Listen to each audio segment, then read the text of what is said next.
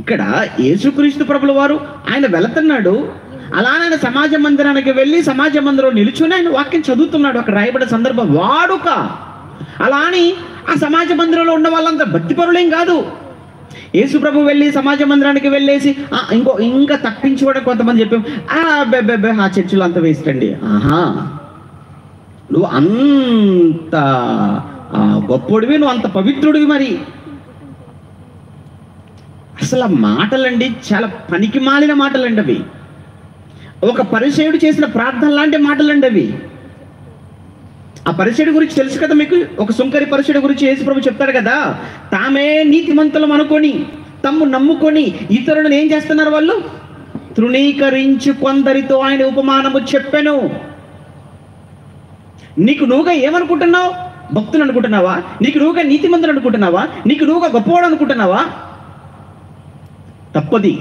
నీకు నువ్వుగా నీతిమంతుడు, నీకు నువ్వుగా భక్తుడివి, నీకు నువ్వుగా పవిత్రుడిని, గొప్పవాడిని, నేనేదో వాక్యానుసారంగా నడుచుకుంటున్నాను అనుకోవటం అది నీకు తప్పదు, భ్రమాది. వాడు అలానే ప్రార్థన చేశాడు. బహుశా శుంకర్ నిజంగా పాపే కావచ్చు, కానీ శుంకర్ చేసిన ఒకే ఒక ప్రార్థన, ఒకే ఒక మాట అతను నీతిమంతుడిగా తీర్చింది, ఇతన్ని మాత్రం అపరాధిగా తీర్చేసింది. ఏది అయినా సంఘము సహవాసాన్ని ఎట్టి పరిస్థితుల్లో మీరు పోగొట్టుకోకండి. అది ఎంత కష్టమైనా కానివ్వండి, ఎలాంటి పరిస్థితి అయినా కానివ్వండి, సంఘ సహవాసాన్ని మానుకోకూడదండి. ఎందుకంటే ఈ మధ్యకాలంలో సంఘ సహవాసానికి రాకుండా ఉంటున్నప్పుడు వాళ్ళు చెప్పే కొన్ని కారణాలు వింటుంటానండి, చాలా చాలా ఆశ్చర్యం కలుగుతుంటుంది, చాలా అసహ్యం కూడా వేస్తుంటుంది. కాళ్ళ నొప్పి అంటారు, కడుపు నొప్పి, ఈ కనబడిన నొప్పులు అండి అవన్నీ. అసలు కారణాలు అవి కాదు, ఇంకేవో ఉంటాయి.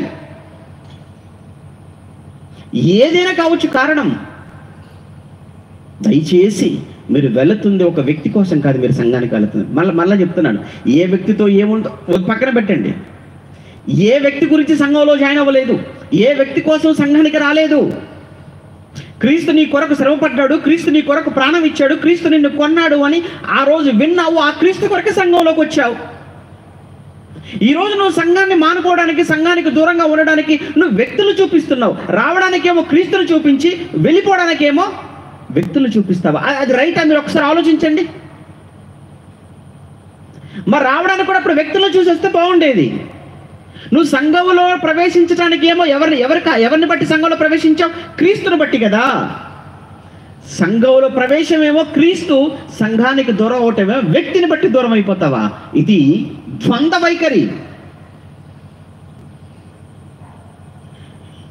ఏ కారణము చేతనైనా, ఎట్టి కారణము చేతనైనా సంఘాన్ని సహవాసాన్ని మానుకునే ప్రయత్నం మీరు చేయకండి. అది ఎలాంటి పరిస్థితి అయినా కానివ్వండి. ఆ మధ్యకాలంలో ఒక వీడియో వైరల్ అయిందండి, ఈ రాజమండ్రి ప్రాంతం అనుకుంటాను, ఆవిడ ముసలావిడనండి. ఆవిడ దగ్గరకు ఒక వ్యక్తి వచ్చి మాట్లాడుతుంటాడు, అమ్మా మరి ఆదివారం కదా ఈరోజు, మరి ఆదివారం సరిగ్గా నువ్వు ఆరాధనకు వెళ్దాం అనుకుంటున్నావు, ఈ ఆరాధనకు వెళ్దాం అనుకున్న ఈ సమయంలోనే మరి ప్రభుత్వం ఏమో పెన్షన్ ఇవ్వడానికి అక్కడ అంతా రెడీ చేసింది. ఇప్పుడు నీకు పెన్షన్ కోసం వెళ్తావా లేదా ప్రభు కోసం ఆరాధన కోసం వెళ్తావా? ఇప్పుడు నువ్వు ఆరాధనకి వెళ్ళిపోతే పెన్షన్ పోతుంది, పెన్షన్కి వెళ్ళిపోతే ఆరాధన పోగొట్టుకోవాల్సి వస్తుంది. ఈ రెండింటిలో నువ్వు దేని కొరకు వెళతావు అని ఒక ఆయన మాట్లాడుతున్నప్పుడు ముసలావిడండి, నిజంగా ఆవిడ చెప్పినటువంటి ఒక్కొక్క మాట ఎలా ఉందంటే, ఆరాధన మానుకుంటున్న వాళ్ళను ఆ చెంప ఈ చెంప వాయిస్తున్నట్టుగా ఉంటుంది. ఒకసారి చూస్తే బాగుంటుందేమో, ఎవరైనా ఎలాంటి వాళ్ళు ఉంటే ఆవిడ చెప్పే మాటలే వినండి. చూపించాడు త్వరగా. ఒకవేళ గవర్నమెంట్ ఆఫీసర్ వచ్చి నువ్వు ఆదివారం నాడు ఇక్కడికి వస్తేనే నీకు పెన్షన్ ఇస్తా అంటే మీరు చర్చి మానేస్తారా? చర్చి మాన, పెన్షన్ మానేస్తా, పెన్షనే మానేస్తారు, చర్చి మానరు.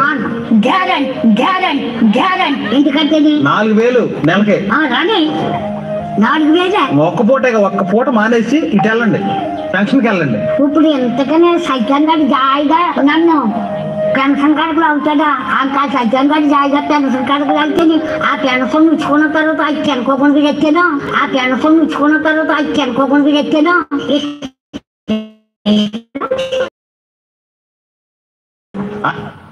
ఒకవేళ చూసారండి,